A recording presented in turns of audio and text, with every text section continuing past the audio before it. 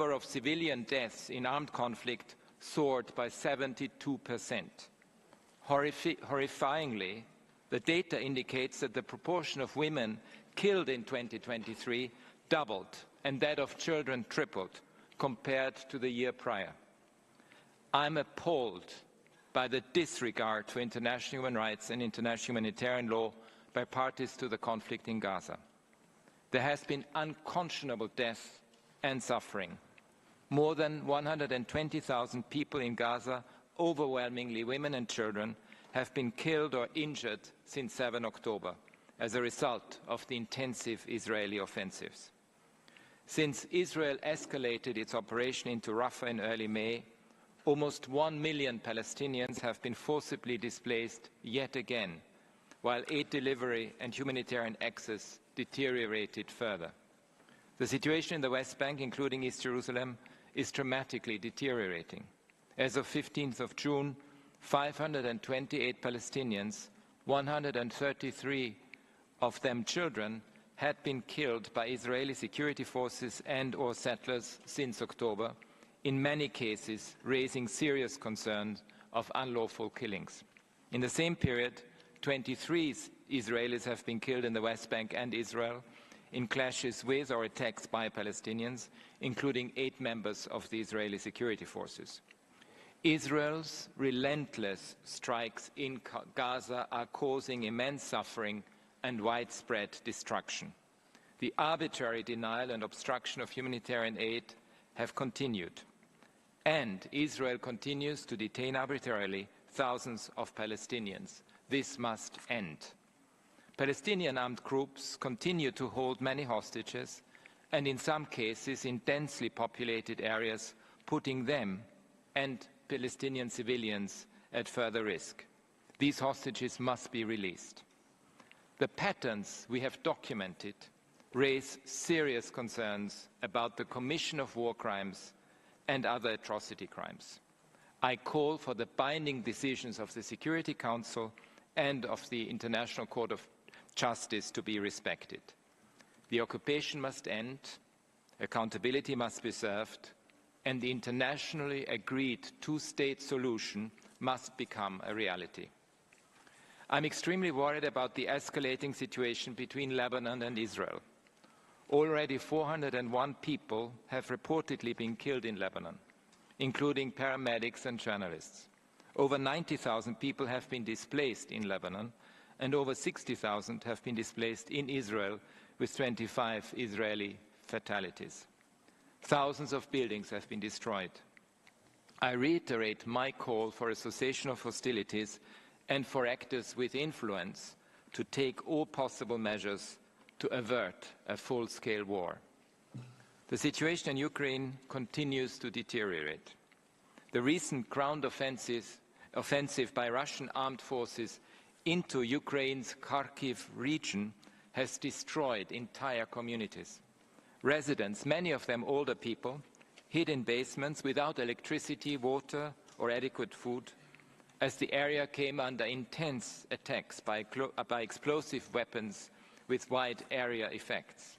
Repeated waves of large-scale attacks on energy infrastructure have destroyed 68% of Ukraine's electricity production capacity, bringing the system to a dangerous tipping point, especially ahead of winter. I will provide a dedicated update on this on 9th of July. Mr. President, Sudan is being destroyed in front of our eyes by 2 warring parties and affiliated groups. They have stoked interethnic tensions, denied humanitarian assistance, arrested human rights defenders, and flagrantly cast aside the rights of their own people. I put both generals on notice for their own responsibility in the commission of possible war crimes and other atrocity crimes, including through sexual violence and ethnically motivated attacks. They are ultimately responsible for the impact of their actions on civilians, including massive displacement, impending famine, and an intensifying humanitarian disaster. It is vital that ongoing mediation efforts, including by the African Union, bring this conflict to an end. Existing civilian initiatives to influence a future transition also need support. These processes must be inclusive to address the causes of this conflict that are rooted in discrimination and exclusion. During my mission to the Democratic Republic of Congo in April, I felt the immense suffering of civilians in the East, including those living in camps for internally displaced people, with continued attacks by armed groups, including the M23, the Allied Democratic Forces, Codeco and others. Violence must end. Efforts of the government and regional and international actors must focus on bringing about peace, security and trust. Hate speech and messages targeting people based on their ethnicity must stop, and the perpetrators brought to justice. Accountability is key, and the private sector, including businesses that extract resources, must also assume their responsibilities. While there is a decrease in intensity of hostilities in the Syrian Arab Republic compared to past years, there's no apparent end in sight to the conflict. With ongoing killings of civilians, destruction of civilian objects, sexual and gender-based violence, and arbitrary arrests and intimidation of peaceful protesters. Deaths in custody, particularly in areas under the control of pro-government forces, persist. Syrian returnees continue to face risks such as arbitrary arrest and detention and extortion, both in areas under the control of pro-government forces and in areas controlled by non-state armed groups. In countries that have undergone constitutional changes of power, including Burkina Faso, which I visited this year, Mali and Niger, we see transitions becoming longer and longer without meaningful national dialogue processes and with increasing restrictions on civic space to quash dissent. Moving forward with these transition processes can only be achieved through inclusivity. And in the case of Niger, it also means finding a solution that respects the rights of President Bazoum and his family. Civilians bear the brunt in the fight against non-state armed groups. A militarized approach alone will not yield sustainable results. The social contract between the transitional authorities and people must be restored urgently. South Sudan is a country exhausted by intercommunal violence and revenge killings, widespread attacks on civilians, extrajudicial executions, conflict-related sexual violence, mismanagement of resources, food insecurity and large-scale displacement, including due to environmental factors. All these challenges are exacerbated in a fragile pre-electoral context. I urge the government to prioritize accountability, address localized violence, enhance the protection of civilians, investigate all alleged violations, and bring perpetrators to justice. Haiti is the quintessential example of the spiraling interconnection between entrenched inequalities and violence. Decades of exclusion, poor governance, corruption, and trafficking in weapons have contributed to endemic gang violence and the dramatic situation we are facing today. Health centers, schools, state institutions, and strategic infrastructure have been targeted by gang members. I call for the urgent deployment of the multinational security support mission in Haiti, with human rights safeguards included, to support the national police and bring security to the people of Haiti. I will not speak about the situation in Myanmar, since I will address it in greater detail after this session. Mr. President, we urgently need to find our way back to peace in line with the UN Charter and international law. As of the end of May 2024, the gap between humanitarian funding requirements and available resources stands at $40.8 million. Appeals are funded at an average of 16.1% only. Contrast this with the almost $2.5 trillion in global military expenditure in 2023, a 6.8% increase in real terms from 2022. This was the steepest year-on-year increase since 2009. In addition to inflicting unbearable human suffering, war comes with a hefty price tag. Mr. President, the far-reaching impact of war and conflict on the environment is also undeniable. Burning of land, chemical contamination of air, water and soil, destruction of civilian infrastructure, even the risk of nuclear catastrophe. This comes on top of some of the biggest challenges humanity faces today: climate change, biodiversity loss and pollution. And with every passing day, humanity's window of opportunity closes. La Niña and El Niño have inflicted severe damage on many countries, including in Latin America and the Caribbean.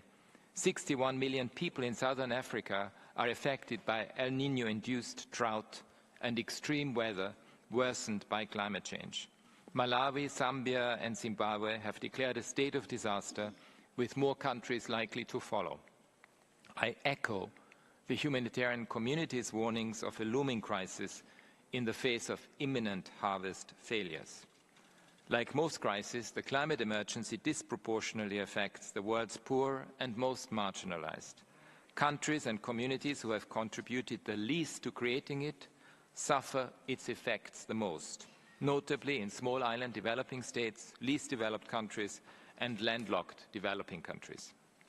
Climate disasters often collide with pre-existing challenges such as food insecurity and structural discrimination, together with limited resources due to unsustainable levels of debt, lack of fiscal space for public spending, and barriers to access concessional financing. The adverse effects of climate change are already having massive impacts on the enjoyment of human rights. We must be prepared. By integrating human rights into environmental analysis and modeling, we can anticipate the types of issues that will arise, inform decision-making, and minimize the worst impacts. Seeking accountability for environmental harm, including through the appropriate use of criminal law, will help make the right to a clean, healthy, and sustainable environment a reality on the ground. Mr. President, we talk about human rights as the best tool for early warning and prevention. But what does this mean? It means we must take the drivers and root causes of tensions, violence, and conflict seriously. Entrenched inequalities, lack of access to basic rights, food, water, housing, education, decent work, a clean, healthy, and sustainable environment, systemic discrimination, deficient governance, and the quashing of dissenting voices. Globally, inequality has seen the largest increase in 3 decades, as poorer countries took a bigger economic hit from the COVID-19 pandemic compared to richer countries. According to Oxfam, the wealth of the world's 5 richest billionaires has more than doubled since the start of this decade, while 60% of humanity has grown poorer. 4.8 million people are poorer than they were in 2019. And the wealth gap between men and women globally, $100 trillion. We are a far cry from the 2030 agenda's promise to reach those furthest behind first. Almost half of humanity, some 3.3 billion people, live in countries where governments spend more on servicing their debts than investing in health and education systems for their people. While Sri Lanka's macroeconomic situation has improved, the impacts of the economic crisis, together with associated austerity measures, are affecting the poorest and already marginalized groups the most. Between 21 and 23, the poverty rate doubled from 13.1 to 25.9% and is expected to remain at such levels over the next few years. During my recent visit to the Lao People's Democratic Republic, I heard about the drastic impact debt servicing is having on public spending on social services, including social infrastructure, social protection programs, health and education. In my visits to both Laos and Malaysia, I welcomed the increased engagement with my office and with the UN human rights mechanisms, and I look forward to building on it further. In Argentina, recent proposed and adopted measures risk undermining human rights protection. These include cuts to public spending, particularly affecting the most marginalized, the announced closure of state institutions dedicated to women's rights and access to justice, and an instruction from the Ministry of Foreign Affairs to suspend participation in all events abroad related to the 2030 agenda. I urge the authorities to place human rights at the center of their policy making to build a more cohesive and inclusive society. This also means full respect for the right to peaceful assembly and freedom of expression. Mr. President, a human rights economy is a lever for social justice. It promotes equal opportunities, meaningful participation, and investment in essential services. It helps forge trust in public institutions, fostering the social contract. Globally, we need to bring our economic systems from trade treaties to investment agreements, business regulation to development frameworks in line with human rights, including the right to development. This has also consequences for the reform of the international financial architecture. Some promising initiatives are underway, such as the Bridgetown Initiative, the proposed new Framework Convention on International Tax Cooperation, the OECD 15% global minimum tax rate on multinational companies, and the global 2% minimum wealth tax on billionaires proposed by Brazil as the current G20 chair. This last measure alone could generate roughly $300 billion per year to combat climate change, inequalities and poverty. I hope these initiatives are further triggers of the real transformation that is needed by working together to put human rights at the center of all economic decision-making. Mr. President, systemic racism against people of African descent is perpetuated by systems and structures that are rooted in the legacies of colonialism and enslavement. It manifests in many ways, in terms of socio-economic inequalities and in the way law enforcement and the criminal justice system interact with people of African descent in a discriminatory manner. Clearly, there is much to be done, as illustrated by recent reports. While countries like Brazil, Colombia and the United States of America, for example, are taking important steps to address racial discrimination, issues remain. Racial profiling, high unemployment, overrepresentation and differential treatment in detention, greater instances of excessive use of lethal force by law enforcement, disproportionate rates of maternal mortality, health and housing inequalities, and food insecurity persist in these and many other countries around the world. In countries in the European Union Agency for Fundamental Rights also reported that discrimination, harassment, violence and racial profiling continue to be routine features of life for Black people. My office's agenda towards transformative change for racial justice and equality and the recommendations of UN mechanisms, including the International Independent Mechanism to Advance Racial Justice and Equality in Law Enforcement, offer a comprehensive response to systemic issues.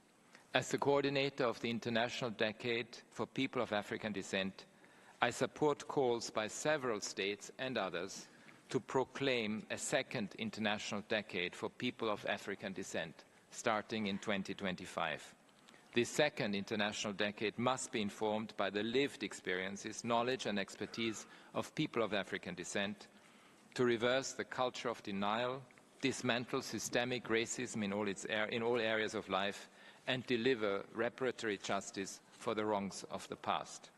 I urge states also to draw on the recommendations of the Permanent Forum on People of African Descent and on other UN anti-racism mechanisms in this process. Mr. President, tragically, pushbacks on the rights of women and girls continue. Active resistance to gender equality is a key factor in slowing progress, even reversing gains made in achieving the Sustainable Development Goals.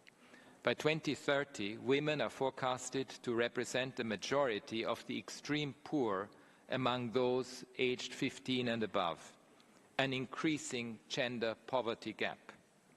I deplore the ongoing systemic persecution of women and girls in Afghanistan, particularly regarding their rights to education, employment and freedom of movement. More broadly, human rights defenders and media workers continue to be arbitrarily arrested and detained for expressing opinions perceived as credible of the de facto authorities. The use of corporal punishment, including mass floggings, persists in violation of international law. Attacks by armed groups against civilians, particularly targeting the Hazara community, continue. In the Islamic Republic of Iran, we continue to receive reports of violent crackdowns, including widespread arrests against women and girls for not wearing the hijab as instructed, as new measures to enforce the hijab law are implemented. The draft bill supporting the family by promoting the culture of chastity and hijab threatens to impose additional restrictive and punitive measures on women and girls. More generally, ahead of the presidential elections, I urge respect for the rights of freedom of expression and assembly and protection of journalists. I also reiterate my call for an immediate moratorium on the death penalty, given the reported spike in executions since the beginning of the year. While I have mentioned only some more salient examples, and there are more, let me be clear. No country is immune from regression in women's rights. Everyone must be vigilant and steadfast in countering this pushback, and with the same determination, challenge harmful narratives, embrace inclusivity, and respect the rights and dignity of everyone everywhere.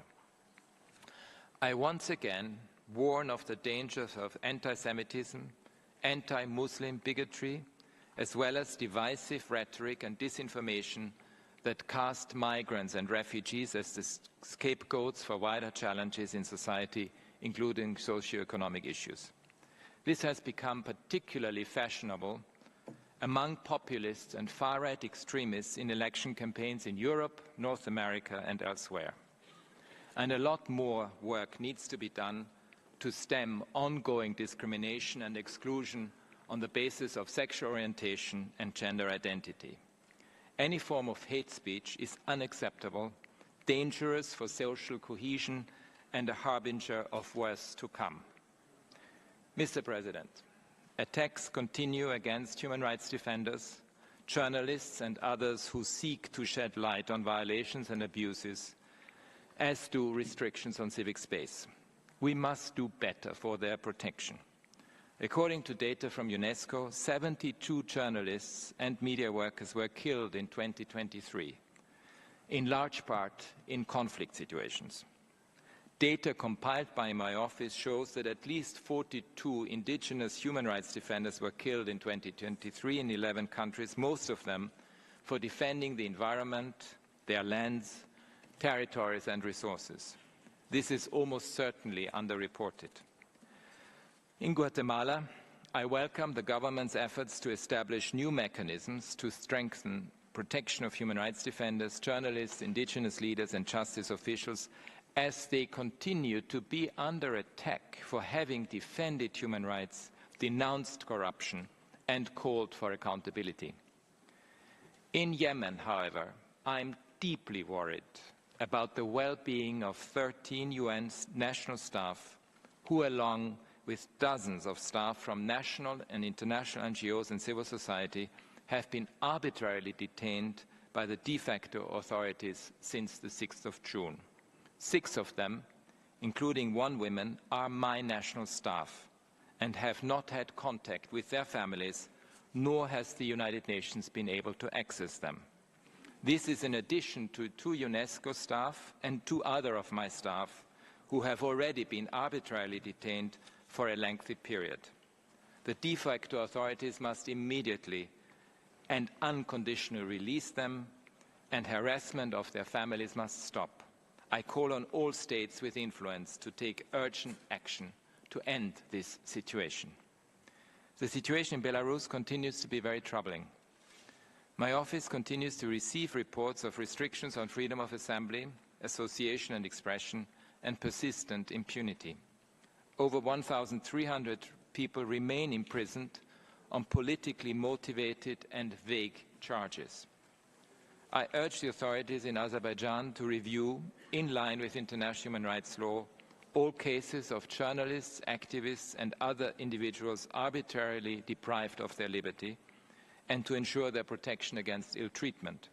All individuals arbitrarily detained must be immediately released. A worrying trend in terms of civic space is the consideration or adoption of so-called transparency of foreign influence laws in over 50 countries, including in the Republika Srpska entity of Bosnia and Herzegovina, Georgia, India, Kyrgyzstan, the Russian Federation, Slovakia and Turkey. These laws risk having serious chilling effects on the work of civil society, freedom of expression and of association. In recent months in Peru, the Congress has advanced a series of legislative initiatives that could undermine judicial and electoral independence, reverse important gains on transitional justice and on women's political participation, and restrict freedom of association and expression. In Mexico, I call on the authorities to ensure accountability for the violence and killings that occurred during the electoral period, including of politicians. I've continued to engage with China on a range of human rights issues, including the serious concerns my office identified in the Xinjiang region. My office recently visited Beijing to discuss, among other things, problematic provisions in China's counterterrorism and criminal laws, as well as the application of national security laws in Hong Kong SCR. My office continues to raise individual cases of concern, and I deplore the heavy sentences given last week to a women's rights activist and to a labor rights activist for exercising their fundamental human rights.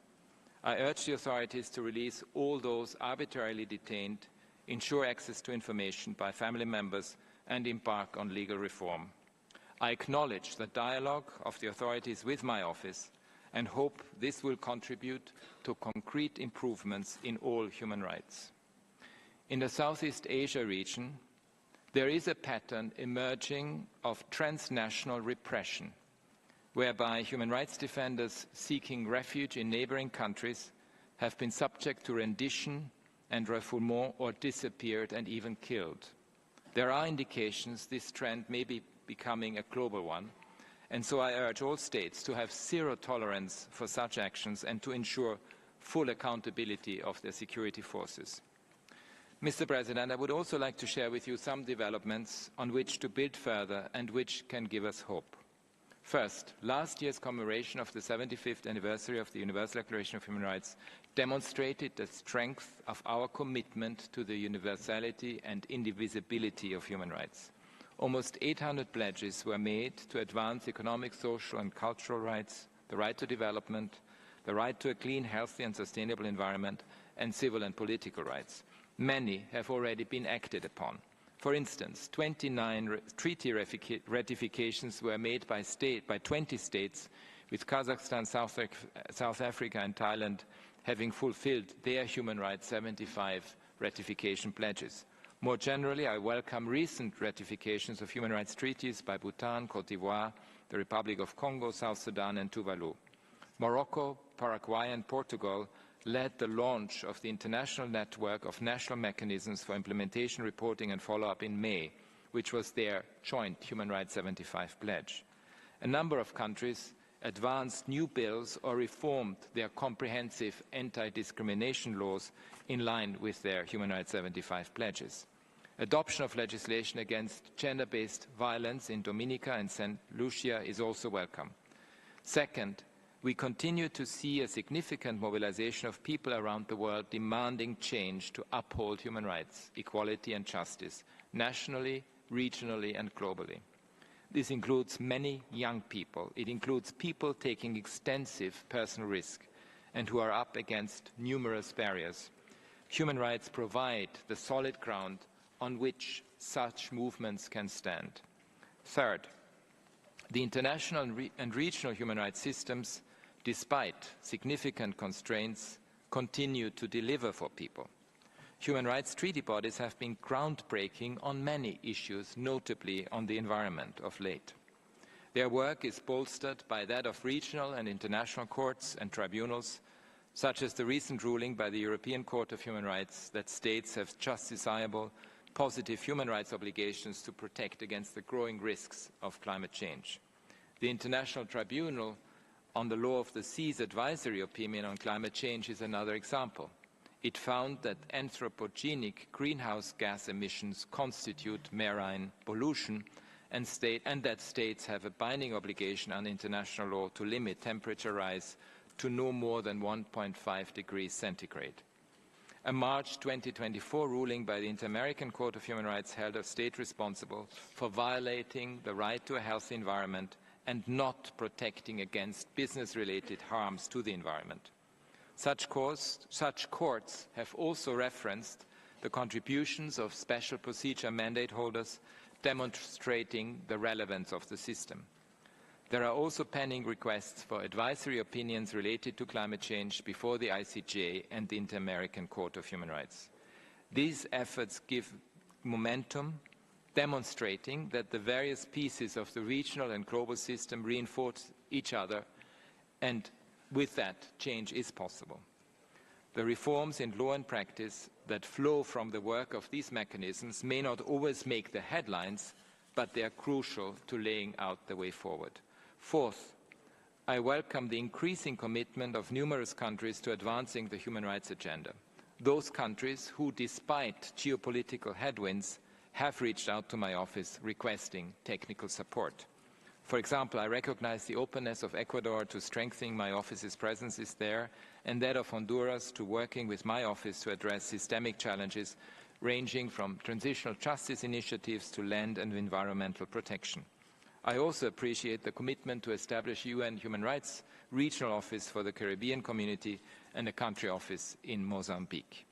Mr. President, in closing, I need to flag one overarching concern.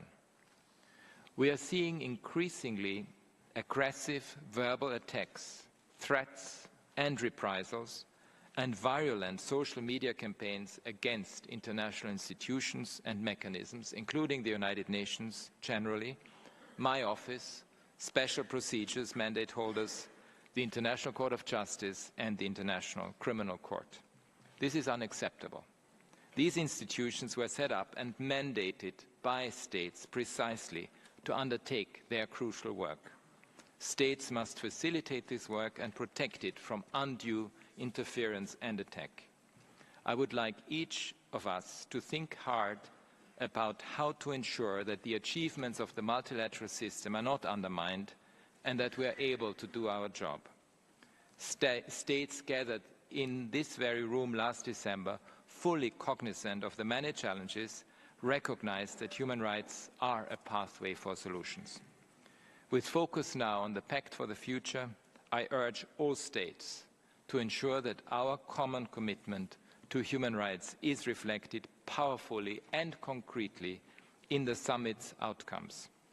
A strong and effective human rights system is key to effective multilateral cooperation and to building a better future for people and planet. My office is ready to play its part. Thank you. Merci beaucoup, Monsieur le Président. أشكركم سيد المفوض السامي على تقديم.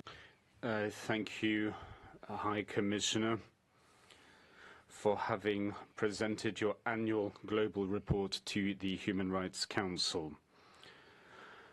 I would like to remind you that the interactive dialogue on the report of the High Commissioner will take place tomorrow afternoon.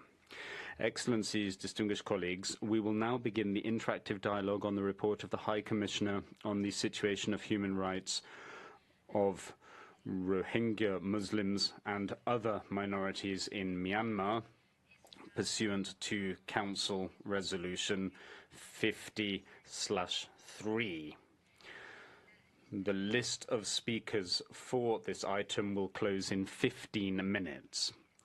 I now have the pleasure to give the floor once again to the High Commissioner for Human Rights to present his report. High Commissioner, you have the floor.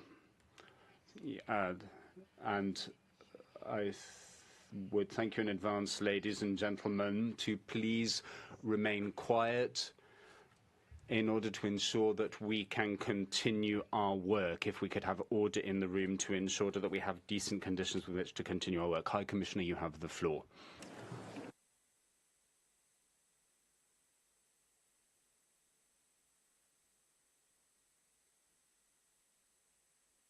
عفوا سيد المفوض السامي يجب كذلك High Commissioner, our apologies. Once again, ladies and gentlemen, if I could ask for quiet and calm in the room so that the High Commissioner can present his report. I will give 20 to 30 seconds to allow those who wish to leave the room, but I'd ask you to do so quickly so we can continue our work afterwards.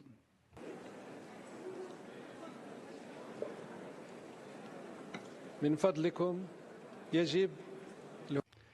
Ladies and gentlemen, reminder, we need quiet in the room so that we can hear from the High Commissioner. So once again, I appeal to you to be quiet. Thank you very much for your cooperation. High Commissioner, you have the floor.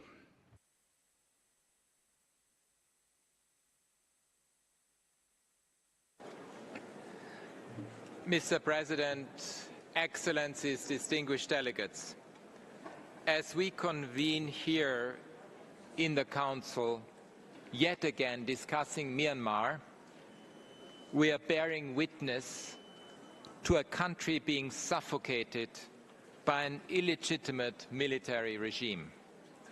Myanmar is in agonizing pain, and the disintegration of human rights continues at breakneck speed. This is a crisis emblematic of a decades-long legacy of military domination, the stifling of dissent and division. And right now, these very same dynamics are playing out in a terrifying form with the Rohingya and Rakhine communities. We are hearing stories of horrific war tactics such as beheadings, midnight drone attacks, the burning of homes as people sleep, people being shot at as they flee for their lives. The military has lost control over a considerable amount of territory, so it is resorting to increasingly extreme measures: forced conscription, indiscriminate bombardment of towns and villages, brutal atrocity crimes. Mr. President, I've just returned from a visit to Southeast Asia. I had the opportunity to hear from Myanmar civil society on the spiraling regional impacts of the crisis and the urgent need for leadership and influence to halt this catastrophe.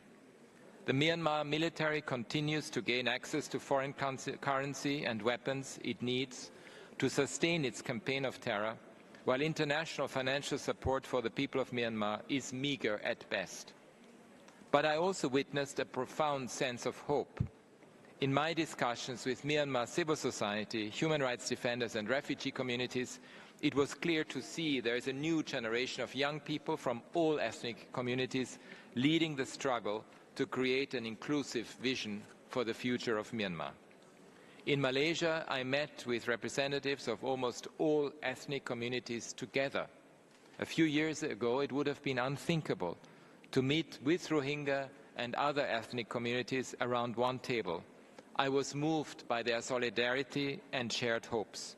In Thailand, representatives of Myanmar civil society and human rights defenders from different communities and backgrounds were also united by a common sense of purpose. Their rejection of the military's seizure of power and violence, their demand for accountability, their desire for a better future. These young people have strong expectations of the international community. They seek for the extent of Myanmar's suffering to be genuinely acknowledged and given the attention it deserves. They hope that funding will be made available to those on the ground to deliver humanitarian assistance and services directly to communities throughout the country. They have risked their lives and livelihoods to help communities in need and resist the repression by the military. And with them, a future is possible.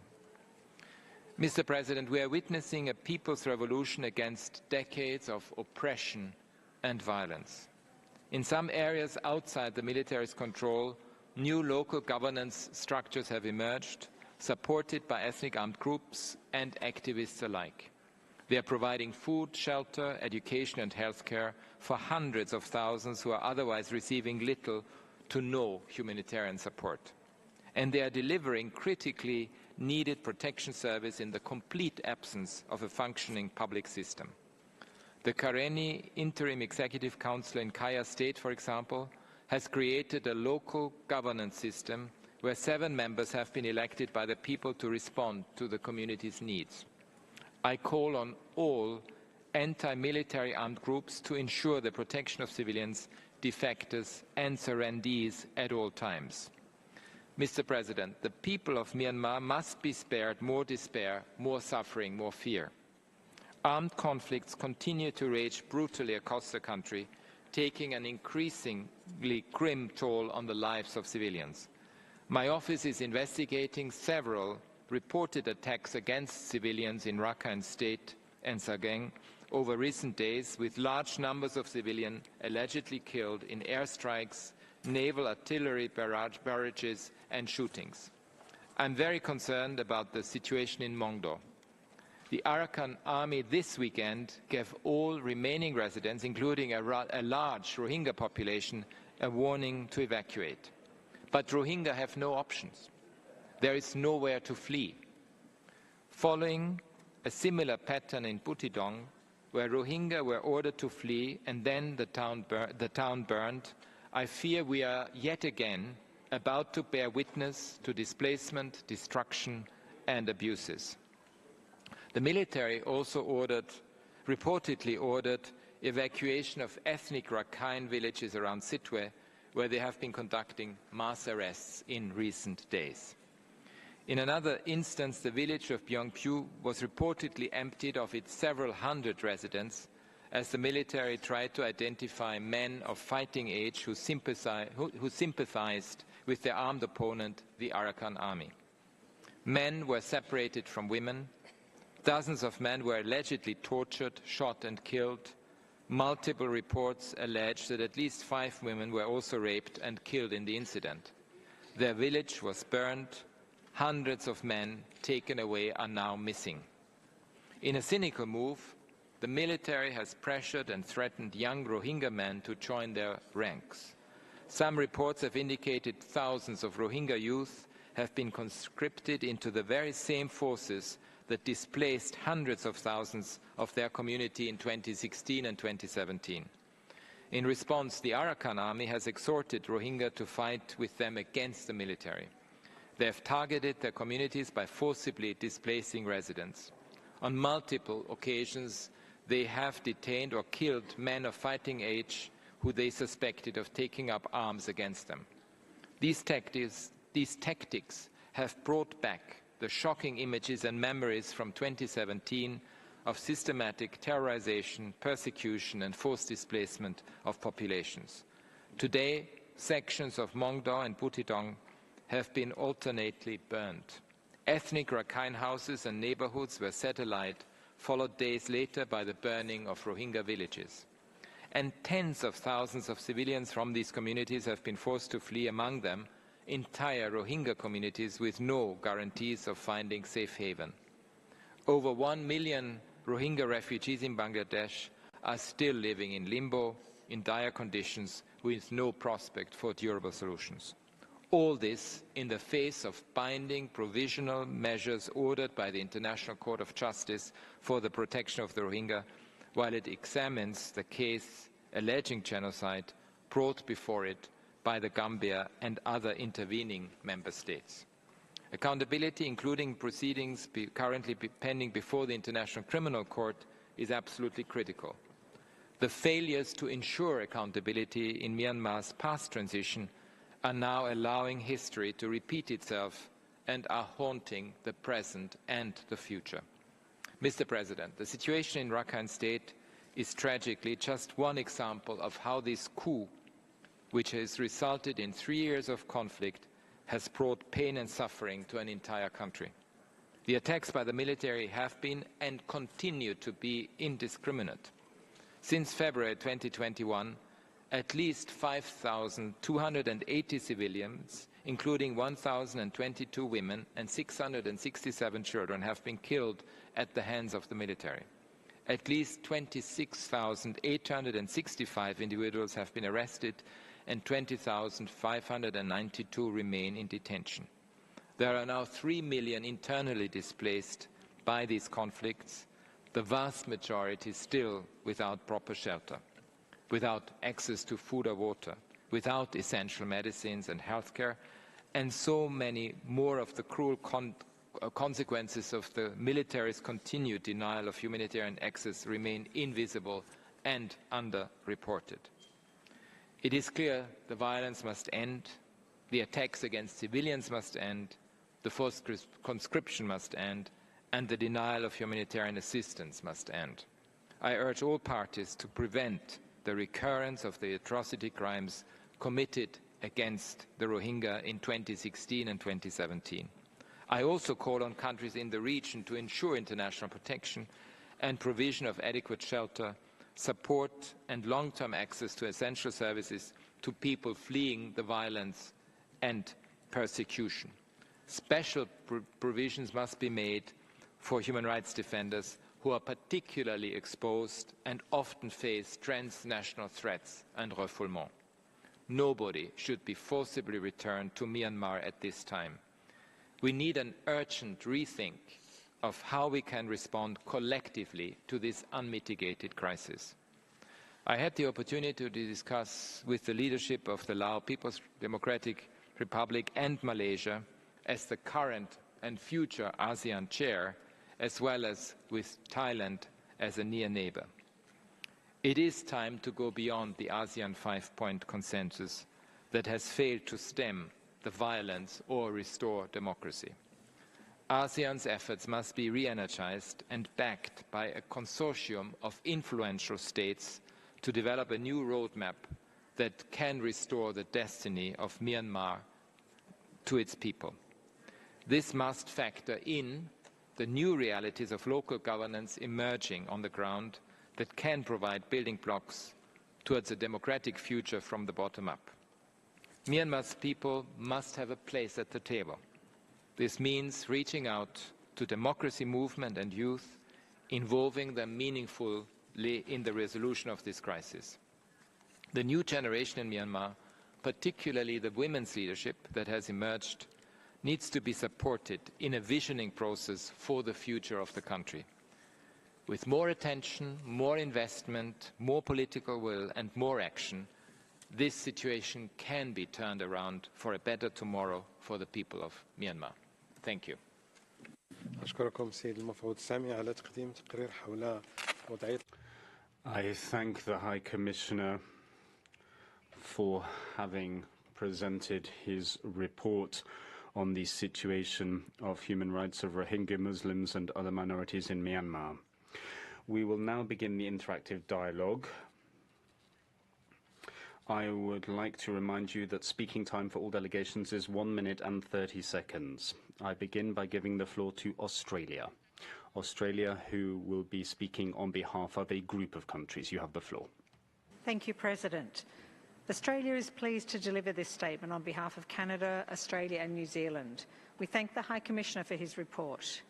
We share the grave concerns expressed in recent statements from the High Commissioner, the IAMM and Special Rapporteur that detailed targeted attacks against civilians, including Rohingya, which has led people to flee to the Bangladesh border and hampered humanitarian access. We're also concerned by reports of displacements in Buttidaung and call on all armed actors to ensure the protection of civilians.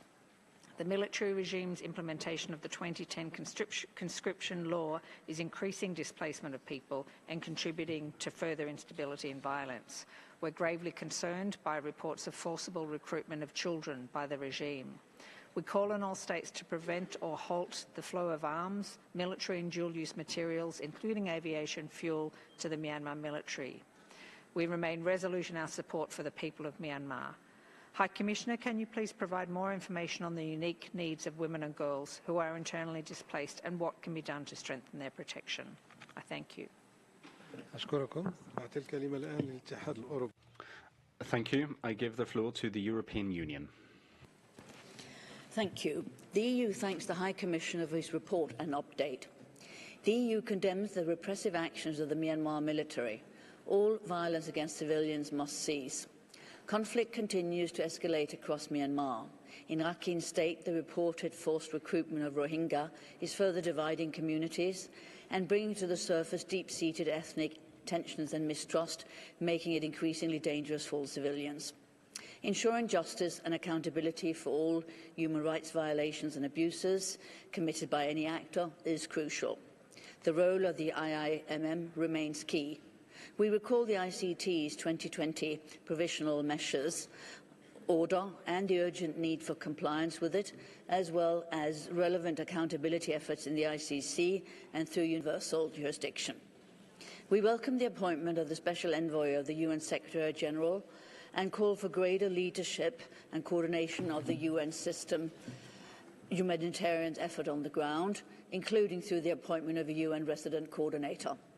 The EU calls on all parties, in particular the Myanmar military, to allow the complete, safe and unhindered humanitarian access to all persons. High Commissioner, how important is the flow of dual-use goods and jet fuel in the context of human rights violations and abuses? Thank you.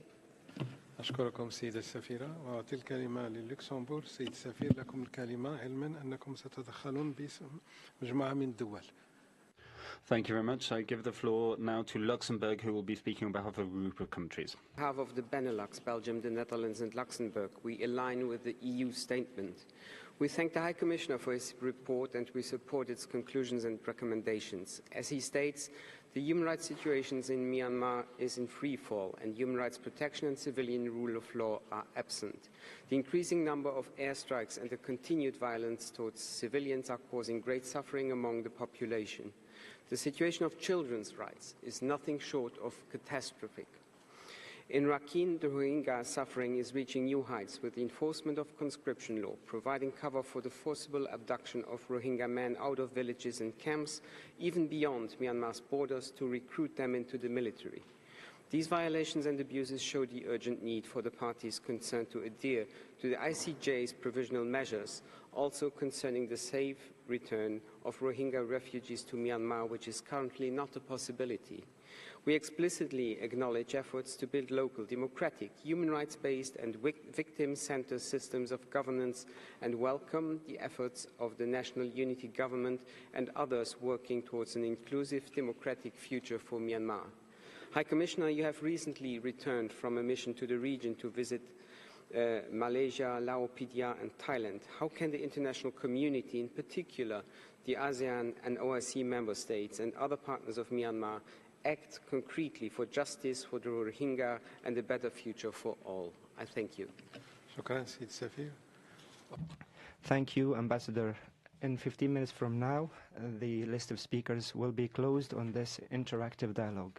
And I give the floor now to Pakistan. On behalf of the Organization of Islamic Cooperation, Pakistan, you have the floor. Thank you, Mr. President. We thank the High Commissioner for the presentation of his report. The OIC Group is deeply concerned at the resumption of hostilities in Rakhine State and at the recent reports of violence, forced displacement and property destruction against the Rohingya Muslims in Butidang Township in Rakhine. The OIC Group urges all conflicting parties to protect the Rohingya Muslims and ensure their safety and security. We also express grave concern at the forced recruitment and use of Rohingya as a human shield by the warring parties in Rakhine and urge them to immediately put an end to this illegal conscription and allow Rohingya already conscripted to return home.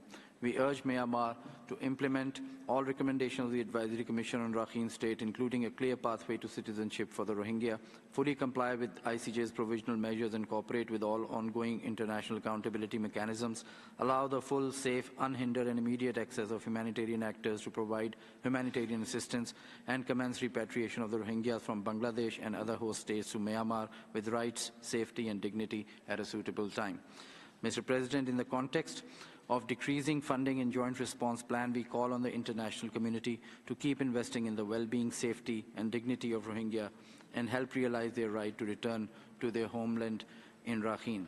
We also urge the UNHCR to closely monitor the situation in Rakhine and play an active role in pursuing a durable solution to the crisis, including through contributing to accountability processes. I thank you, sir. I thank you, Ambassador, and I give the floor to Denmark on behalf of a group of countries. Thank you, Mr. President. The Nordic Baltic states remain deeply disturbed by the frequent and credible reports of serious violations and abuses of human rights and international law in Myanmar. The report speaks of military attacks causing civilian fatalities, including women, children, and persons belonging to ethnic minorities, aerial attacks and shelling of homes, schools, places of worship, and hospitals, mass killings, persecution, torture, and STBV. The forced and prolonged recruitment of conscripts, including forced recruitment of children, exacerbates the civil war. It disrupts society at every level and fuels identity-based violence. We call for an immediate end to all violations and abuses against civilians, the provision of full and unhindered humanitarian access, the release of all political prisoners, and an inclusive dialogue with meaningful participation of all stakeholders. Myanmar must comply with the ICJ's Provisional Measures Order. High Commissioner, what actions should external actors prioritize in the face of rising communal tensions, including in Rakhine? Thank you. I thank you, Ambassador, and I give the floor to Kuwait. Thank you, Mr. President. My delegation associates itself with the statements of the groups that we belong to. And on behalf of Kuwait, I would like to express our deep concern regarding what is stated in the report of the High Commissioner.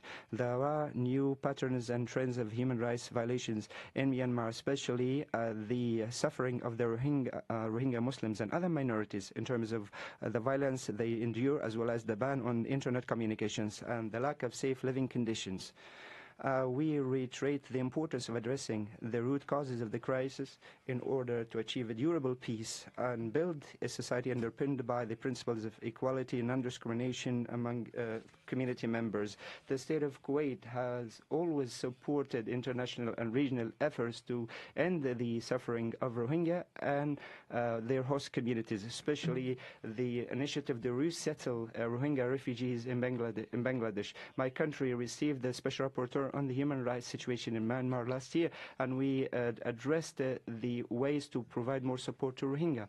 In closing, my delegation supports the conclusions and recommendations of the report, especially immediate cessation of hostilities against civilians, including Rohingya, as well as civilian infrastructure and religious sites, in compliance with Resolution 2669. I thank you, and I give the floor to Ireland. Thank you, Mr. President. Ireland aligns with the statement of the EU and thanks the High Commissioner for his update. Ireland is deeply concerned by the continued rapid deterioration of the human rights situation in Myanmar. We are appalled by the perpetration and continued torture and sexual and gender-based violence and the targeting of civilians by the military, including in shelters and camps where they have sought protection, that have intensified since October. In particular, Ireland notes with deep concern the dire circumstances faced by the Rohingya communities in Rakhine State amidst escalating violence and forced conscription and recruitment perpetrated by multiple parties to the conflict. Nearly 19 million people are in need of humanitarian assistance. Ireland commends the ongoing work of humanitarian actors, including ground-up actors, and in this extremely dangerous context. Ireland urges all parties to find a solution to issues of humanitarian access and calls on the military to immediately cease the blocking of humanitarian aid. Ireland welcomes the continued engagement on the conflict by the UN, including through the appointment of Ms. Julie Bishop as UN Special Envoy and through the High Commissioner's recent visit to the region. High Commissioner, how can the international community support and amplify the ground-up models referred to in your report? Thank you. Thank you. I give the floor now to Egypt. Mr. President, Egypt takes note of the report of the High Commissioner on Myanmar, and we fully condemn all violations against Rohingya, and we express our regret that their tragic situation continues to exist. We call on the government of Myanmar to put an end to these violations by taking measures to provide protection for them and find a durable solution to the crisis. Egypt makes all efforts at the regional and international efforts to achieve accountability. We call on the Office of the Commissioner to cooperate with the Organization of Islamic Cooperation, given the centrality of the role of the organization. We also appreciate the role of Bangladesh and other neighboring countries and their continued efforts to address the repercussions of the crisis, and we call on the international community to render support to host countries and to find practical and durable solutions. Thank you, President. Je donne maintenant la parole au Japon. Thank you. I now call Japan. Thank you, Mr. President. And I also thank you, High Commissioner, for your insightful report. Japan remains seriously concerned about the continuing deterioration of the human rights situation in Myanmar since the coup. Japan strongly condemns the Myanmar's military's continued failure to try to resolve the situation by peaceful means, while many innocent civilians are killed and wounded daily by air strikes and other acts of violence around the country, including Rakhine State. Japan is seriously concerned that the introduction of a conscription by the Myanmar military would throw the country into the greater turmoil. We once again urge all stakeholders to refrain from the violence and work together towards a peaceful resolution of the situation. It is crucial to improve the human rights and humanitarian situation in Myanmar in a manner that reflects the will of the people of Myanmar. To this end, Japan will continue to work closely with the international community, including ASEAN, and make every effort to improve the situation in Myanmar. I thank you. Thank you, Mr. Ambassador. The floor is for Iran now. Iran. Thank you, Mr. President. The Islamic Republic of Iran aligns itself to the statement of the group it belongs to. We thank the High Commissioner for his report and ask for more concentration in his future report on the rights of the Rohingya Muslims. Mr. President, the protracted and hate-driven unnatural disaster that unfolds day by day in Myanmar's Rakhine State has left the Rohingya minority as the main victim and sufferer of the conundrum. With consideration of expanding problems for Rohingya minority, including the increasing number of displaced people, unregistered identities, and right-deprived women and children that are facing existential threats, the dreadful situation of human rights for Rohingya Muslims should be prevented from marginalization in this Council. Regarding the current situation, we expect the authorities in Myanmar to ensure the political, security, humanitarian, and human rights of Rohingya minority and exert maximum efforts to improve the socio-economic conditions for the Rohingya minority, mainly by taking effective measures to prevent their misplacement and displacement from their homeland. In conclusion, appreciating the overcapacity admission of the Rohingya refugee by host countries, we call upon consolidation of our common efforts for alleviating the refugee crisis and equally sharing the burden of this plight. I thank you. Merci. Thank you. I now give the floor to UNICEF. Thank you, Mr. President. UNICEF welcomes the High Commissioner's report and the opportunity to highlight the impact of the conflict on the rights of children. UNICEF is on the ground in Myanmar, where children are bearing the brunt of the conflict. A record 3.1 million people have been displaced, with nearly 40% being children facing multiple rights violations and deprivations. Grave child rights violations verified by the UN continue to rise. In 2023, the number of children recruited and used by parties to the conflict surged by over 498% compared to 2022. The increasing use of landmines and the explosive remnants of war are putting civilians at grave risks, including children, who account for over 20% of civilian casualties. Constraints on access and disruptions to essential services, including health and education, continue to have a devastating impact on children, 4.5 million of whom have limited to no access to learning. Schools and health facilities are increasingly under attack, further shrinking the already limited sanctuaries for children. UNICEF urges all parties to the conflict to comply with international humanitarian and human rights law, to end grave child rights violations, to allow safe, unimpeded and sustained humanitarian access to children in all areas, and to take all necessary measures to prevent and stop all forms of violence against children. We stand ready to support. Thank you. Merci. Thank you. I now call Sierra Leone. Mr. President, Sierra Leone thanks the High Commissioner and his office for the detailed and thorough report on human rights situation of Rohingya Muslims and other minorities in Myanmar, pursuant to Resolution 53. We express our deep concern at the continuing reports of human rights violations and abuses against Rohingya Muslims and other minorities in Myanmar. It is imperative that we hold those responsible for these violations to account. The pursuit of justice and accountability must be a priority to ensure that such atrocities are not repeated. In this regard, Sierra Leone supports initiatives to bring perpetrators to justice through international mechanisms and supports the continued mandates of the Independent Investigative Mechanism for Myanmar. We commend the efforts of regional organizations, including ASEAN, to address the crisis in Myanmar. Sierra Leone recognizes the significant burden placed on neighboring countries, particularly Bangladesh, in hosting large numbers of Rohingya refugees. We call on the international community to provide continued and increased support to these host countries to alleviate the humanitarian crisis and to ensure that the rights and needs of the refugees are adequately addressed. We also urge the government in Myanmar to cooperate fully with the human rights mechanisms and to take immediate steps to end all forms of violence and discrimination against Rohingya and other minorities. It is essential that Myanmar complies with its obligations under international human rights and humanitarian law. And I thank you, Mr. President. Je vous remercie. I thank you. I now give the floor to the delegation of Turkey. Thank you, Mr. President. We thank the High Commissioner for his report. The situation in Myanmar has been deteriorating since the military coup in 2021. We are concerned by increased fighting and the worsening security situation since last October. The reports of atrocities against civilians in the Rakhine State, particularly against the Rohingya Muslims in recent months, resulting in the forced displacement of thousands of people, continue to be a cause of concern. Rohingyas have long been recognized as one of the most persecuted groups in the world. It is the joint responsibility of the international community to find a lasting solution to the crisis. We call on all parties to the conflict to prioritize protection of civilians and prevent further incitement of violence, and to allow access to the region for the immediate and unhindered flow of humanitarian assistance. Creating the necessary conditions for the safe, voluntary, and dignified return of the Rohingyas to their homeland is essential. The ruling of the International Court of Justice on the admissibility of the Gambia's application is also a crucial step forward.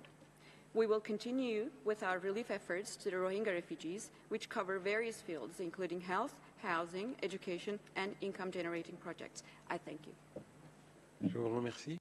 I thank you. I now call the Ambassador of Indonesia.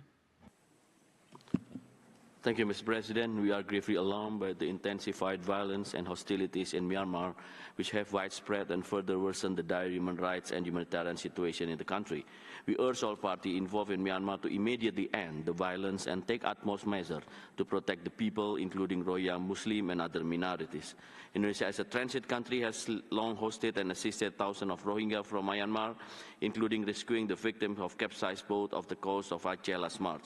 We note with concern from the High Commissioner report that the displacement of the fleeing Rohingya were also compelled by unscrupulous traffickers.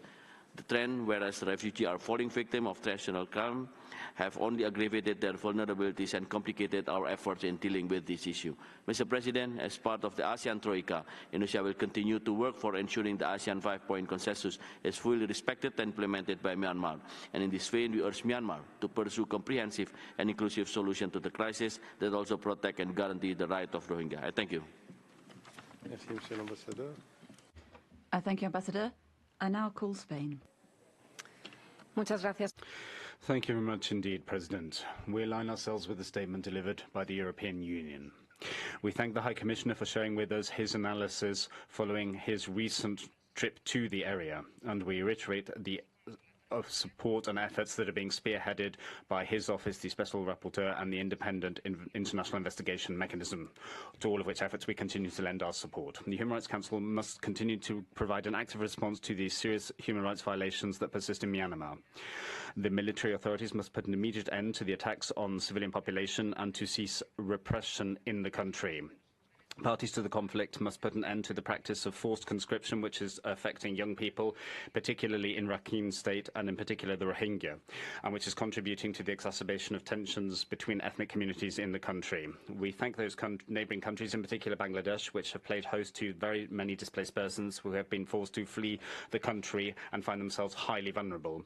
Spain calls for safe and unhindered access for humanitarian aid, and that must be upheld by all parties. We underscore the important role to be played by the Office in protecting and promoting human rights in Myanmar, and we call once again for a lasting solution to the crisis in that country. Thank you. I thank you. I now call the Ambassador of France. Thank you, President. High Commissioner, France thanks you for your report, reminding us once again of the massive and deliberate abuses committed by the army in Myanmar.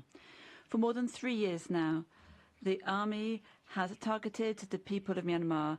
It has multiplied blind strikes and arbitrary detention, torture, sexual violence against women and girls, and a policy of ethnic and religious cleansing. The shelling of the hospital in Chin State last month is yet another example of the regular targeting of the population and civilian infrastructure. The issue of the rebellion armies over recent months shows the increasing attacks of the army against the civilian population.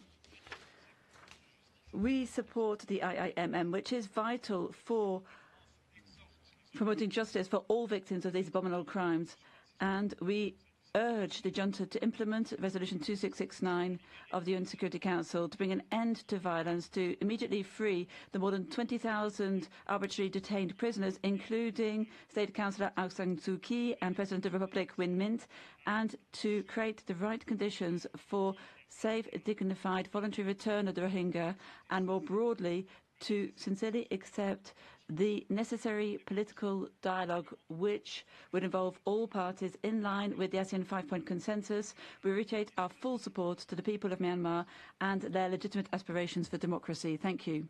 I thank you, Ambassador. As announced previously, the list of speakers for this dialogue is now closed. And I now call the delegation of Maldives. Thank you, Mr. President. The Maldives thanks the High Commissioner for the comprehensive report on the situation of human rights in Myanmar. Mr. President, the Maldives remain deeply concerned over the deteriorating humanitarian situation in Myanmar. The human toll of the recent attacks by the Myanmar military in Rakhine State is appalling. Cycles of violence, repression, displacement, and the risk of famine continue to be the fate of nearly 630,000 Rohingya. The current humanitarian crisis in Myanmar necessitates immediate action to meet the basic needs of all individuals, including access to food and health care. Mr. President, the Maldives reiterates its call for an immediate cessation of violence and for humanitarian access to be granted to create a conducive environment for the voluntary, safe, dignified, and sustainable return of forcibly displaced persons. On this note, let me commend Bangladesh for hosting the Rohingya refugees and the Gambia for its efforts to hold the perpetrators accountable at the ICJ on behalf of the OIC. As an intervening state in their case, the Maldives is ready to work with the Gambia and the like-minded countries to bring justice to the Rohingya. The Maldives also welcomes the newly appointed Special Envoy of the UN Secretary General on Myanmar and supports efforts to foster sustainable peace through close cooperation with ASEAN and neighboring countries. I thank you. I thank you. I now call Colombia. La Colombie. Colombia, please. I hope that they're present in the room. I can't see where they're seated. Well, in that case, we shall move on to the delegation of Switzerland. Switzerland, please. President, Switzerland thanks the High Commissioner for his update. Since February 2021, the number of people in need of humanitarian assistance has gone from 1 million to 18.6 million. We call upon all stakeholders to strengthen urgently protection of the civilian population to guarantee rapid, unimpeded access to humanitarian aid. Reports continue to be received of grave violations of international humanitarian law and violations of human rights amongst the civilian population, including airstrikes against civilian infrastructure, acts of torture, sexual violence, forced recruitment, and the use of civilians as human shields.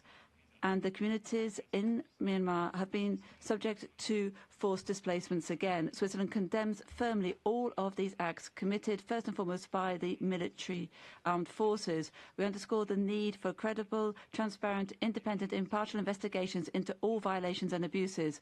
Switzerland is profoundly concerned as to the lack of will of the parties to engage in an inclusive dialogue to seek a political solution, a non-violent solution to this major crisis. Switzerland urges the military authorities and all parties to the conflict to fully and rapidly implement Resolution 2669 of the Security Council. Thank you.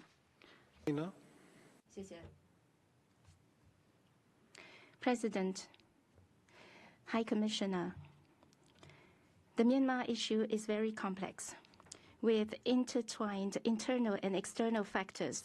History and reality have proven time and again that only by upholding sovereign equality, non-interference in internal affairs, and other basic norms governing international relations can we truly solve problems, protect and promote human rights.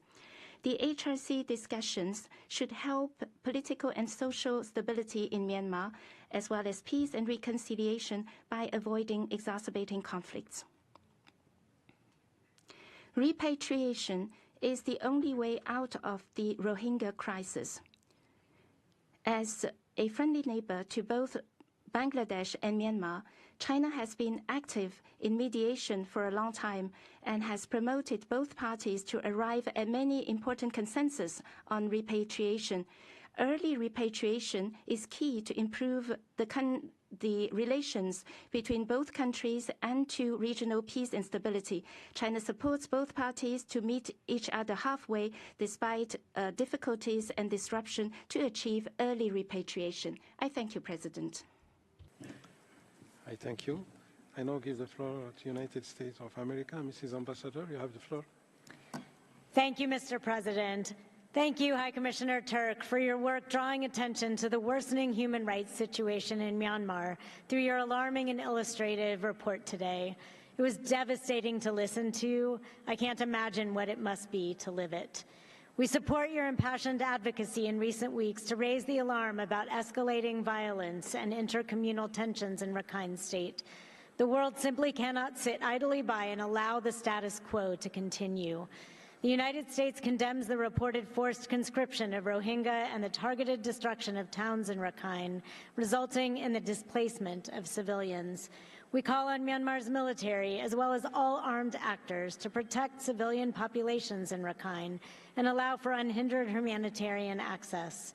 The military's continued use of violence against civilians across the country underscores the need for the international community to do more to impede its access to arms and financial resources. We welcome this Council's unanimous adoption of a resolution that calls for states to restrict the Myanmar military's access to jet fuel, and we reiterate our call for all states to prevent the flow of arms to the military. High Commissioner Türk, you have warned that past atrocities could recur in Rakhine. What can member states do to prevent this? I thank you. Thank you, Mrs. Ambassador. The floor now is for Bangladesh. Thank you, Mr. President. Bangladesh thanks High Commissioner for presentation of the report. We express grave concern at the recent reports of burning of Rohingya villages in Butidong township in Rakhine, their forced conscription and their displacement. We call on all parties involved to protect Rohingya and ensure their safety and security. Bangladesh is deeply troubled at the recent shooting from Myanmar targeting its people and property. Internal conflicts in Myanmar must not affect the safety and security of our people and property in the Myanmar border. Mr. President, Bangladesh has been hosting around 1.2 million Rohingya for nearly 7 years, despite various constraints. Sustainable repatriation of Myanmar of Rohingyas is the only solution to this crisis. We have continued our engagements with all parties concerned for commencement of Rohingya repatriation. We urge international community to come forward to create better conditions, invest in livelihood options for the Rohingya in Rakhine, and thus help reintegrate the Rohingya returnees. In the context of decreasing funding in Joint Response Plan, we call for adequate humanitarian assistance for the Rohingyas temporarily sheltered in Bangladesh. Finally, we urge High Commissioner and his office to keep the Rohingya issue high on the agenda until the accountability and justice is ensured and a durable solution is achieved. I thank you. شكرا. أعطي الكلمة الآن للعربية السعودية. Thank you. And now give the floor to the Kingdom of Saudi Arabia. Thank you, President. My country's delegation looked at the report of the High Commissioner on the situation in Myanmar regarding human rights with a great deal of interest. We have studied the situation very closely indeed, and we call upon all stakeholders to maintain a national dialogue. We confirm our firm position to support civilians in Myanmar, in particular the Rohingya Muslims. We call upon their security and safety to be guaranteed and their fundamental rights to be respected. Their right to citizenship, full citizenship, and the return to their homes. From the start of the conflict, we have seen Rohingya who have been hosted in our country, to whom we have provided education to children, health care and housing, and we supported the Rohingya population in several countries, ensuring the appropriate conditions to meet their urgent needs. To conclude, we shall pursue our cooperation with the international community to make sure that the Rohingya have the right to live in peace and security at home. President, Russia continues to pay close attention to the situation in Myanmar. A serious factor of the further degradation of the situation in this country is the political and diplomatic and financial support for anti-governmental forces by the collective West. These kind of acts considerably complicate the prospects of a return to a calm situation in the country, politically and socially. In its conditions, we are against the use of multilateral fora, including the HRC, to exert pressure on Naypyidaw and condemn attempts by Western countries to politicize this matter. As before, we see the task of the international community to facilitate the settlement of the crisis in Myanmar without interference in domestic affairs. However, the steps of different states are far from pursuing this objective. Rather than an equal and substantive dialogue with Naypyidaw, they prefer sanctions and threats. And introducing unilateral coercive measures harm, first and foremost, the civilians. And given the desires of ASEAN to seek a normalization of the situation, including solving humanitarian issues through providing assistance to the population in need, we call for those efforts to be supported. We call upon all interested states to continue further dialogue being established and to reject politicization of the human rights agenda. Thank you. I thank you. The floor now is for Malta. Malta, you have the floor. Thank you, Mr. President. Malta aligns itself with the statement of the European Union and thanks the High Commissioner for his update.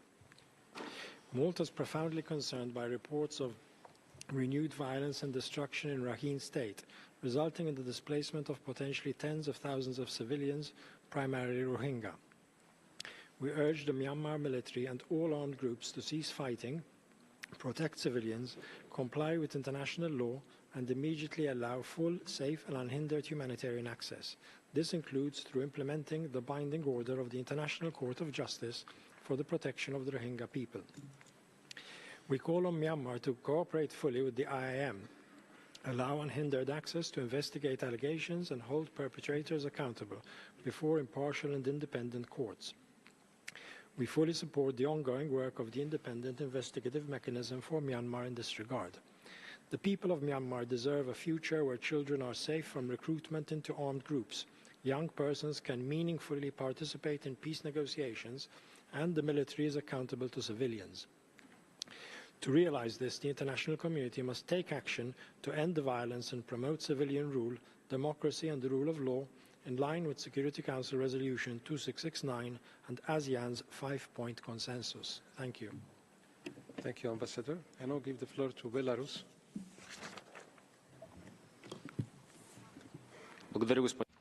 Thank you, President.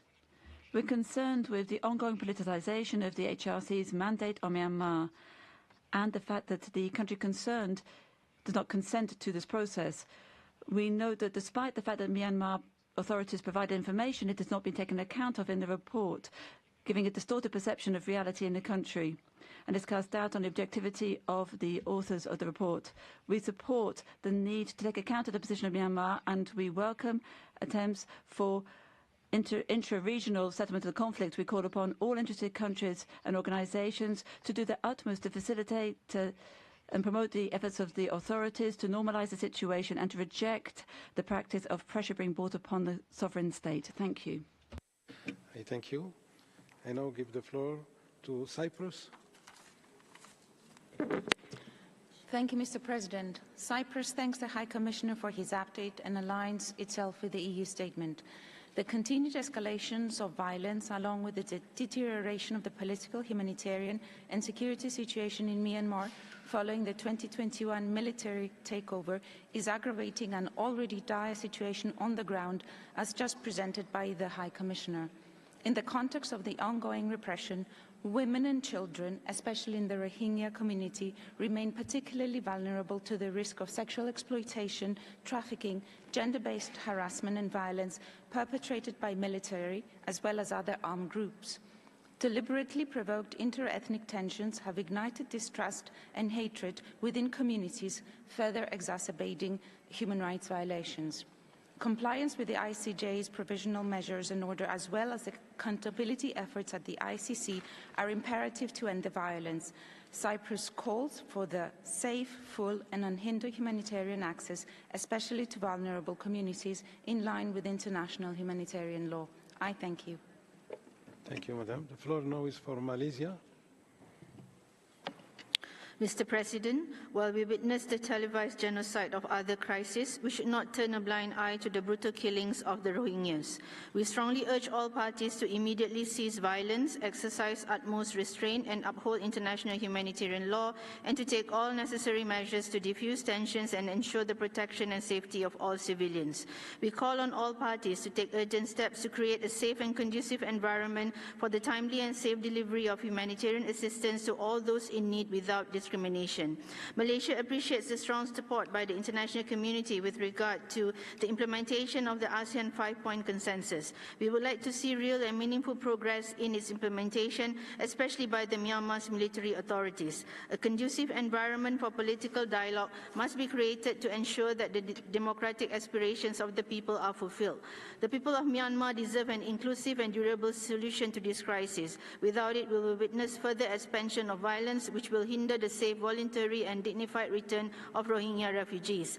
As the largest host of Rohingya refugees in Southeast Asia, Malaysia continues to bear significant responsibilities, even as we are forced to stretch our limited resources beyond capacity. We recall the principle of proportionate burden and responsibility sharing in addressing the refugee crisis. Signatories of the 1951 Refugee Convention must live up to their obligations by providing equal resettlement pathways for Rohingya refugees to third countries. I thank you.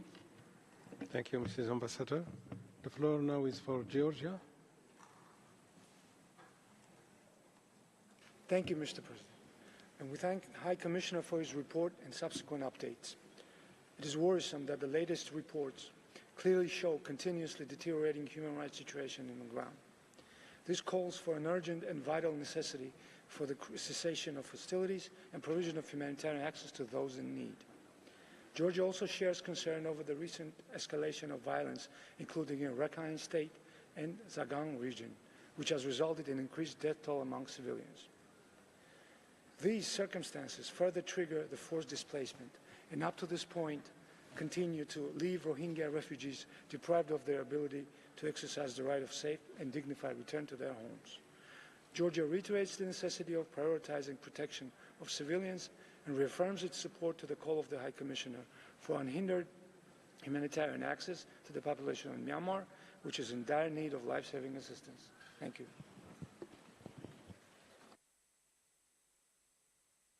I'm sorry. The floor now is for UK, United Kingdom. Thank you.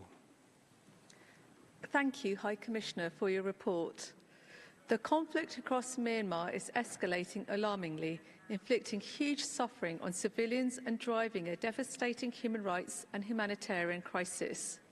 Across Rakhine State, all communities are being targeted by ongoing airstrikes and shelling. The spread of disinformation is stoking intercommunal conflict and dividing communities. Recent attacks in Butidong and in Ban Puyu have fueled further displacement and caused the loss of innocent lives. The suffering of Rakhine communities, including the Rohingya, has been compounded by restrictions on humanitarian access. Food and medical supplies are urgently needed. The international community must consider all options for reaching those in Rakhine. Since 2017, the UK has provided over £45 million to the Rohingya and other Muslim minorities in Myanmar, and £391 million to Rohingya living in camps in Bangladesh. The current conditions in Rakhine State are not conducive to returns, which must be voluntary, safe and dignified. Accountability is crucial. We recall the provisional measures made by the International Court of Justice and continue to support evidence gathering, including by the IM. High Commissioner, what more can the Council do to ensure that humanitarian assistance reaches those in Rakhine? Thank you. Thank you, Mrs. Ambassador. The floor now is for Austria. Thank you, Mr. President. Austria aligns with the EU statement and thanks the High Commissioner for his report. The current levels of violence and suffering in Rakhine are unheard of since 2017. Reports of entire villages being bombed and burned down, corpses thrown in the streets, people extorted and abused are deeply disturbing. Both the Arakan army and the Myanmar military have reportedly increased their attacks on civilians in Rakhine, particularly the Rohingya. In the face of this violence, hundreds of thousands of people have been displaced multiple times. Rohingya are once again trying to flee to neighboring Bangladesh for safety. We urge Bangladesh to keep its borders open for refugees. In the refugee camps in Cox's Bazar, the Rohingya face an extremely dire human rights and humanitarian situation. We therefore encourage the High Commissioner and the country team to enhance their protection work in Cox's Bazar and to maintain a human rights focus in their work. Austria reiterates its call on the Myanmar military and all parties involved in the conflict in Myanmar to abide by the rules of international humanitarian and human rights law. I thank you. Thank you, Madam. The floor now is for Ghana. Mr. President, Ghana is deeply concerned about the tragic circumstances of Rohingya Muslims and other minorities in Myanmar. It is regrettable that despite the strong urging by the international community, the authorities of Myanmar have not done enough to find lasting solutions to the complex and delicate issues affecting the welfare of Rohingya population and other minorities, including accelerating the implementation of initiatives to comprehensively address the rolling resentment, distrust, and hostility directed against them. Mr. President, there is simply no justification for any population or a group of people to be subjected to persistent displacement and denied the protection accorded to all persons. We therefore call for the reversal of all discriminatory policies and actions against the Rohingya Muslims and affirm our support for accountability measures to tackle the atrocities and serious violations of human rights, especially those committed against children, girls, and women. In closing, we emphasize that a credible and genuine approach needs to be found to facilitate the voluntary, safe, and dignified return of Rohingya refugees in order to assure a pathway to sustainable peace and long-lasting sustainable stability of Myanmar. I thank you. Thank you, Madam. And now give the floor to Venezuela. Gracias, Presidente. Thank you, President. Venezuela recognizes the complex nature of the situation in Myanmar. We urge continued support for good faith efforts to seek a lasting peace and ensure the sustainable development opportunities for their people. Such an approach must be non-politicized and strictly aligned with respect for human rights, for sovereignty, and non-interference in the internal affairs of states. In that understanding, we think that the application of unilateral coercive measures and the imposition of mandates will in no way contribute to resolving the difficulties and crises of the people of Myanmar. To the contrary, such actions could give rise to greater domestic tensions. Venezuela will continue to advocate for the human rights of the people of Myanmar and will continue to support efforts towards peace and reconciliation at the national level in Myanmar. We call for political dialogue as a sine qua non for resolving differences and disputes within the country. Thank you very much. Thank you, Madam. The floor now is for Gambia. Mr. Ambassador. Mr. President, the Gambia fully aligns with the OIC statement and thank the High Commissioner for his update on the human rights situation in Myanmar. We share the High Commissioner's concern about the catastrophic situation of human rights in Myanmar. We strongly condemned the military's systematic denial of the civilian population's basic human rights. Additionally, we share the High Commissioner's concern that the Rohingya people continue to subject to ruthless oppression. As this violates the provisional measures ordered by the International Court of Justice, the Gambia will continue its pursuit of accountability for the ongoing genocidal acts against the Rohingya people and call for continued international support. We condemned all forms of human rights abuses against the Rohingya and other vulnerable populations, whether committed by the military or ethnic armed organizations.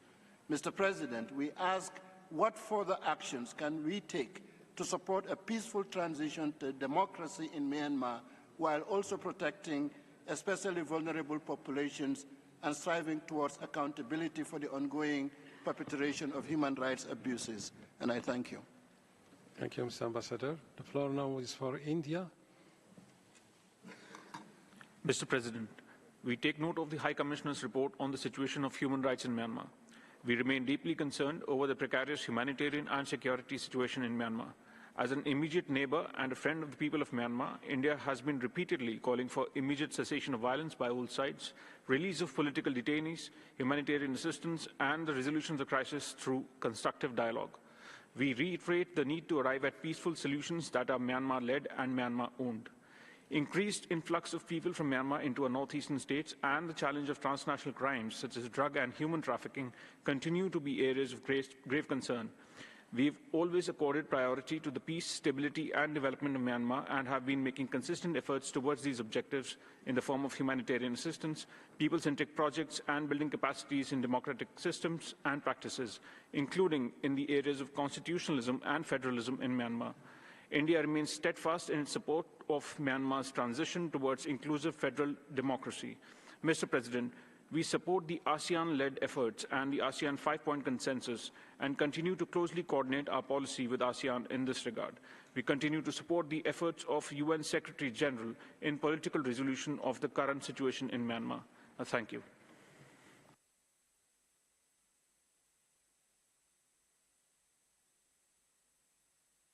Malawi, you have the floor. Apparently Malawi, oh sorry.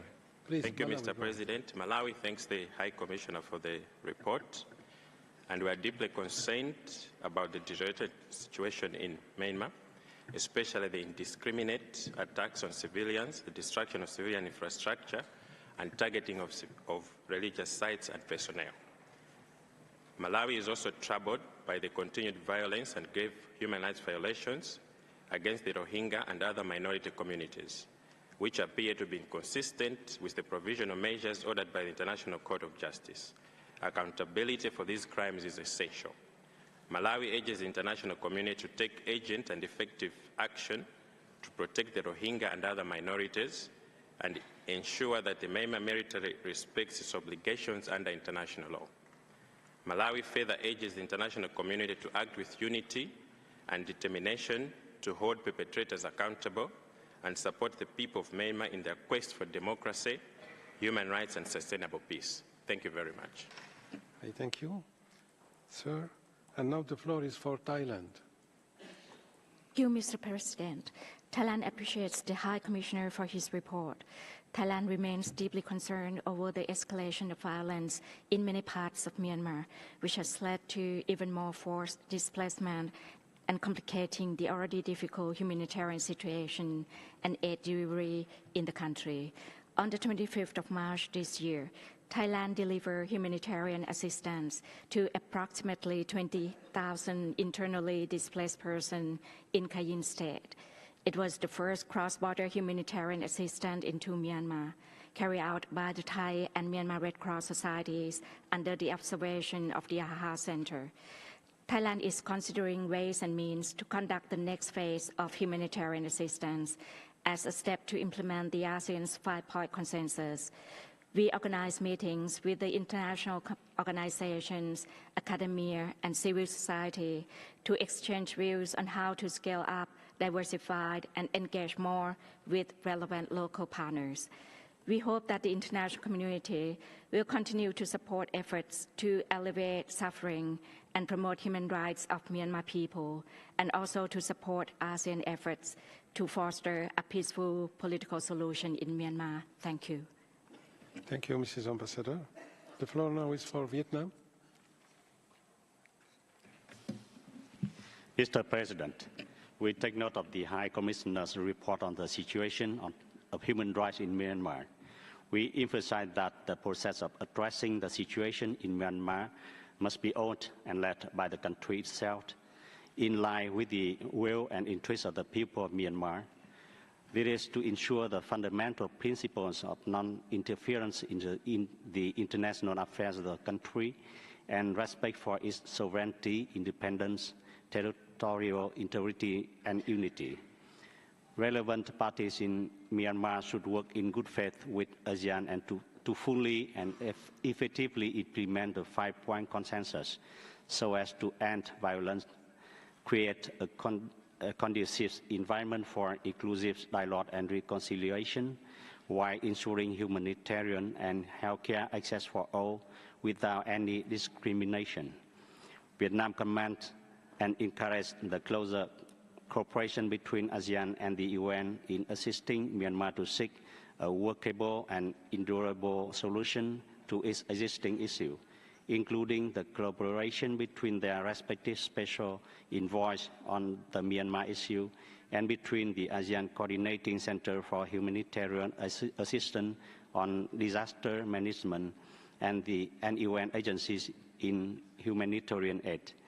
Vietnam calls for greater efforts in addressing the root causes of the refugee situation in Rakhine State. Thank you, Mr. Ambassador, for your declaration. I now give the floor to the Lao PDR. Sorry, Mr. Ambassador. Thank you, Mr. President. The Lao PDR reaffirmed that restoring peace and stability is a necessary condition for the promotion and protection of human rights in Myanmar. We call all parties to prioritize peace and stability and create conducive conditions for a conclusive national dialogue and safe delivery of humanitarian assistance without discrimination. The Lao PDR supports ASEAN's role in facilitating Myanmar to have a comprehensive and durable solution through the implementation of the ASEAN 5-point consensus. In this regard, the Lao PDR's ASEAN Chair Special Envoy on Myanmar has actively engaged with various Myanmar stakeholders to move forward dialogue and peaceful solution. We reiterate that the promotion of human rights shall be based on genuine dialogue and cooperation and guided by the principle of impartiality, objectivity, non-selectivity, and non-politicization. I thank you. I thank you, sir. We'll move to the list of speakers on behalf of the National Human Rights Institution and the NGOs, and I begin by giving the floor to the Asian Forum for Human Rights and Development. Mr. President, we welcome the report of High Commissioner. This debate takes place in a context where Rohingyas are again confronting the dire prospects of genocides and crimes against humanity. Rohingya villages have been forcefully evacuated by the Arakan army in its escalating war against the Myanmar military. Last month alone, more than 200,000 Rohingya have been forcibly displaced from the villages under the control of the Arakan army. At least 1,500 Rohingya have been killed by the Arakan army since March. Rohingya have been subjected to forced conscription by both military and Arakan army. As the High Commissioner report suggests, the current movement in Myanmar offers a vision towards a post-coup unified federal democratic Myanmar. However, without urgent international action to hold the military and Arakan army accountable, Rohingya will not have a place in that future. The rhetoric and actions of the Arakan army, which controls majority of Rohingya homeland in Rakhine State, clearly demonstrate that they do not consider the Rohingya as part of Myanmar's future. Once again, the Rohingyas are subjected to the same hateful, discriminatory narratives and incitement. Peaceful and democratic Myanmar requires equal recognition of the ethnic nationality status of the Rohingya, as well as justice and accountability for the continuing genocide against Rohingya and other atrocities in the country through international mechanism, the ICC. We further urge UN President near Mount Township to take urgent measures to deter. Thank you. Now the floor is for. Thank you. The floor is for Civicus. Thank you, Mr. President. Civicus and the Burma Human Rights Network thank the High Commissioner for his report and remain concerned about the state of civil space and the situation of Rohingya Muslims and other minorities in Myanmar. The report reflects our ongoing concerns about the closure of civic space by the junta and thousands of political prisoners, including human rights defenders, that remain in detention on fabricated charges. Many face torture and degraded treatment, and at least 1,700 have died in custody in a climate of complete impunity.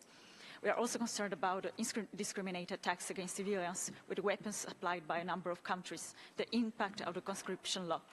Your report also notes that in addition to persistent discrimination, members of the Rohingya community experience new violence and violations since the resumption of hostility in Rakhine in November. ASEAN has continued to fail to address the crisis in Myanmar, and it's time for the international community to do more. We welcome your recommendations calling for the release of all political prisoners. There must also be an end to all violence and attacks directed against civilians, including the Rohingya. We urge member states to ensure all existing obstacles to humanitarian access are removed, including in Rakhine State, and to support all accountability efforts. We ask the High Commissioner, what should the Council do to adequately and promptly hold the assault on civic space and serious human rights violations committed by the junta and other armed groups, and to push ASEAN to end its inaction on Myanmar. We thank you. I thank you, Madam. I now give the floor to the Centre pour les droits civils et politiques. Give the floor to the Center for Civil and Political Rights. The Center for Civil and Political Rights welcomes the report of the High Commissioner. However, this report is another evidence of the atrocity of the Myanmar military, catastrophic situation created by it, and grave violation of international human rights and humanitarian law, primarily committed by the junta and its affiliates, but also by other actors involved in the conflict, including abuses and discriminations against Rohingyas. The rule of law and domestic justice system are collapsed. Political prisoners are tried in prison courts where the public access is severely limited. Judges are forced to give maximum prison sentences through pro forma process, which completely disregard fair trial rights. Torture and sexual violence are rampant in detention. The enforcement of the conscription law has added another dimension to the risk faced by civilians, especially the youth among vulnerable groups, including Rohingyas. Mr. High Commissioner, the junta has been ignoring the calls from the international community, including Security Council resolution and ASEAN 5-point consensus. What should be done to ensure your recommendations addressed to it are properly implemented? What concrete action should be taken by the international community to assist and strengthen the local governance systems as identified in your report? Moreover, what concrete steps can you suggest to the NUG in order for it to ratify and implement the ICCPR and CAT, and to effectively engage with the UN mechanism, in particular concerning the challenge of its recognition by the UN Credential Committee? I thank you. I thank you, Madam. The floor now is for Association Mauna for Human Rights and Immigration. Thank you. We thank the High Commissioner for his report. Ever since the coup in 2021, grave violations of human rights have increased against the Rohingya Muslims and other minorities in Myanmar. The escalation of hostilities between the state military and the Arakan army has intensified the humanitarian crisis. Forced recruitment into the military, along with indiscriminate attacks by ground, sea, and air, have resulted in the death of hundreds of civilians. This is a clear violation of international humanitarian law. As highlighted in the High Commissioner's report, nearly 2.8 million people have been displaced, both within Myanmar and across neighboring countries. Among religious and ethnic minorities impacted by the conflict, the situation of the Rohingya, who have already suffered discrimination and human rights violation for decades, is worsening as they are now targeted by both parties. Association Mauna and Geneva International Center for Justice call on the international community to increase humanitarian aid for all affected, including refugees in neighboring countries. Rohingya must be granted citizenship, full rights, and assured a safe return to their homeland. Finally, we support the High Commissioner's call to refer the current situation in Myanmar to the International Criminal Court by the Security Council, with the goal of holding military leaders accountable for committing war crimes. Without accountability, there can be no lasting peace. I thank you. Thank you. The floor now is for Lawyers' Rights Watch Canada by video. Lawyers' Rights Watch Canada and the International Bar Association's Human Rights Institute deplore the catastrophic deterioration of human rights in Myanmar due to the military junta's systematic commission of atrocities against civilians. Over 3 years into the military coup, the junta has increased attacks on displaced and conflict-affected ethnic and minority populations and on human rights defenders and activists. Mass displacement continues at an alarming rate, with over 2.8 million internally displaced in Myanmar since the coup and nearly 19 million in humanitarian need. Thousands of Rohingya are fleeing from their homes and are increasingly unsafe, only a few years after a military campaign of genocide against them. They are now facing atrocities by the junta and the Arakan army. The primary cause of violations is unchecked impunity of Myanmar's military and laws that violate international law, implemented by courts with no independence. More than 20,500 are unlawfully detained, including over 160 sentenced to death. Torture, ill-treatment, and extrajudicial killings are routine, along with denial of adequate legal representation and fair trials. Lawyers face restrictions, threats, prosecution, and arbitrary detention when trying to represent political detainees in unfair closed proceedings. We call on all Council members, observer states, and UN bodies to engage with the National Unity Government, ethnic resistance organizations, and broader civil society to strengthen local governance systems, seize engagement with the junta and stop the flow of weapons, and facilitate the immediate delivery of humanitarian assistance to displaced and vulnerable populations. Thank you. Thank you, Madam. The floor now is for Human Rights Watch. In Myanmar, Bangladesh and across the region, the Rohingya are denied safety and dignity, trapped in cycles of violence and repression while they continue waiting for justice and freedom. In Rakhine State, about 630,000 Rohingya are caught in the crosshairs as Myanmar's junta and the Arakan army battle for control. More than 200,000 civilians have been displaced since the fighting resumed last November. Rohingya villages that were devastated by military atrocities in 2017 are again being targeted in widespread arson attacks. Over the past 7 months, the junta has carried out more than 880 airstrikes. 1/5 of them took place in Rakhine State. Since February, Myanmar security forces have forcibly conscripted 5,000 Rohingya men and boys from across Rakhine and with the support of armed groups from the camps in Bangladesh. Thus, Rohingya who have been denied citizenship and basic freedoms under the military system of apartheid are being forced unlawfully to fight on the junta's behalf. To forcibly return Rohingya refugees to Myanmar amid the ongoing fighting and repression would threaten their lives and risk persecution. Until Rohingya can safely return home, donors should provide funding to meet the needs of the 1 million refugees in Bangladesh and expand resettlement opportunities. Bangladesh should lift restrictions on work, movement and education to ensure refugees have the tools to rebuild their lives.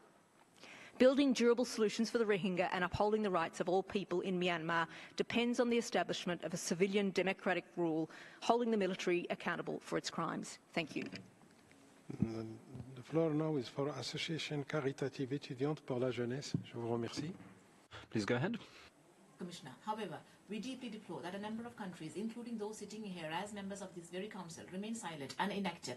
And more regrettably, there are even countries and private actors providing the junta with weapons, resources and revenues. It is against this backdrop that, despite repeated reports and mounting evidence over the catastrophic situation in Myanmar, the Myanmar military is still able to commit atrocity and blatant violation of human rights and humanitarian law with the total impunity, whereby completely ignoring the calls from various international and regional bodies. More than 4 years after the coup, the junta continues to target pro-democracy activists, human rights defenders, including lawyers and journalists, and civil society, shrinking civic and political space.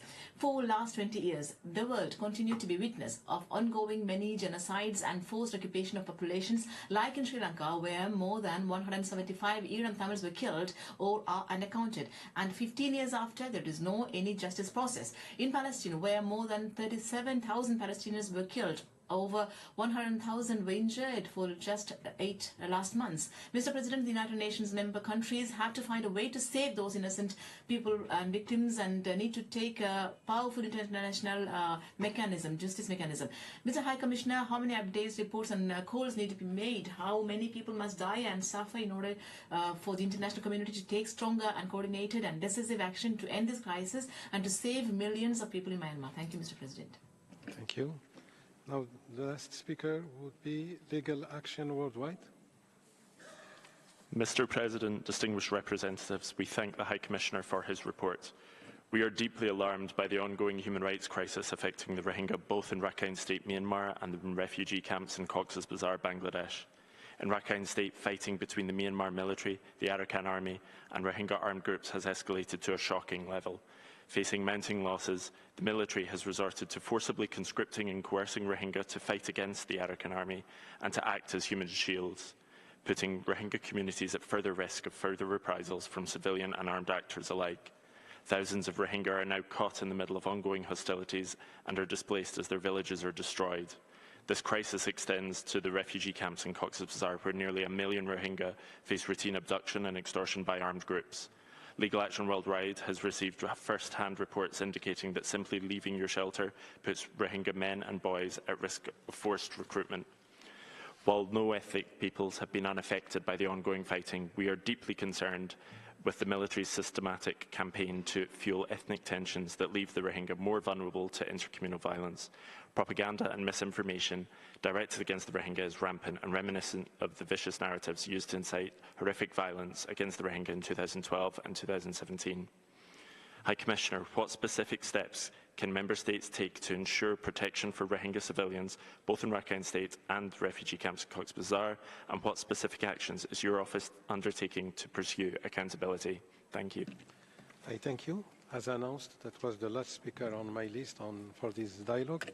I now give you back the floor, Mr. High Commissioner, for your interaction with the Council and its membership, and also for your concluding remarks.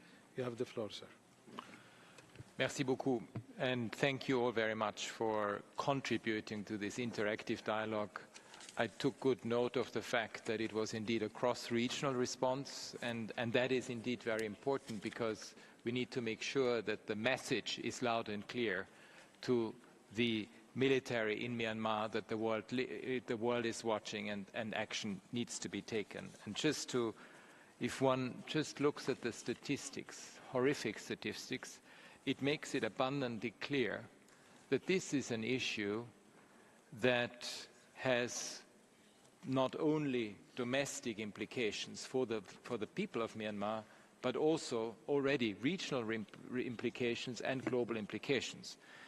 The violence that affects, out of 333 townships, 255. So 255 townships out of 330 are currently affected by violence since the military coup in February 21. We have over 18 million people in need of humanitarian assistance. I already mentioned the 3 million people internally displaced. We have 15.2 million people facing acute food insecurity, and we have an estimated 25 million people living under the poverty line. We have over 1 million refugees, Rohingya refugees from Myanmar in Bangladesh, a couple of 100,000 in Malaysia and elsewhere. So anyone who would say that this is a matter of domestic concern is certainly proven wrong by the very statistics that I have just mentioned, but also by the result of the impact that the crisis had on neighboring countries and beyond. There is I think one delegation mentioned this in particular, there's a specific gender dimension to it. The gender impact of the coup has been tremendous. It continues to worsen. At least 185 girls and 841 women have been killed by the military since the coup. 5,536 have been arrested. These are our statistics. It may mean that there is only the tip of the iceberg. Of the 167 individuals that were sentenced to death by military-controlled courts that deny any guarantee. 16 are women. Sexual violence is reported as rampant, although fears and shame prevent a proper quantification of these crimes. And when it comes to the internally displaced, half of them, 1.5 million, are women, and of the displaced population are women and girls. They have no or only limited access to education and health, and in several parts of the country to shelter and food. Recent reports of the initiation of forced conscription by the military involves also women under the military law, which obviously exacerbates all these existing concerns. It is absolutely clear that humanitarian response as a whole has to be stepped up, and where we need much more creativity in the way that this humanitarian assistance actually gets delivered. It has to involve a lot more of the local possibilities, and most certainly avoid any military channels. So all the non-military channels have to be increased massively so that important humanitarian assistance can go into the country. And I think we really need more creativity about cross-border assistance as well. I mean, the Thai delegation mentioned the initiative on their border. The ASEAN support absolutely needs to be built up, but also the UN and ASEAN humanitarian assistance needs to be particularly strengthened. We know that this is going to be particularly challenging in Rakhine State, as neither the military nor the Arakan army will protect Rohingya. So I have to say, when it comes to Rakhine State, this is incredibly challenging, and we need to make sure that all arbitrary denial of humanitarian access and humanitarian assistance are properly documented, so they are part of the accountability framework that needs to be part of all accountability efforts in that regard. There was also a question about the flow of dual-use goods and jet fuel. And as you remember, I have reportedly mentioned to this Council that the impact of airstrikes on the civilian population is atrocious. It gives the military a position of weapon superiority, and just to look at statistics, between 1 August 23 and 31 March 24, airstrikes have claimed at least 362 civilian victims, marking a 63% increase from the previous 230 fatalities. Limiting access to jet fuel and dual-use equipment is absolutely critical to ensure protection of civilians and prevent the military to continue perpetrating violations. I've also mentioned in my oral update, but also in the report, the emergence of governance structures at the local level that have started to fill the gap to promote the rights of people through the provision of essential services. They need to be supported and encouraged. There needs to be, again, more creativity about multiple funding models. We have seen participatory models emerge, in particular, as I mentioned, in Kaya State, that in fact there are capacities at the local level to forge, in a way, a new Myanmar society that I have been talking about. Women's leadership has played a very important role in that regard. So I really call on all states to increase engagement with the NUG, with the local governance structures, but also with all the civil society organizations and the human rights defenders that are inside and outside of Myanmar, and to engage in this visioning exercise that I have mentioned also in the past. Accountability is absolutely critical.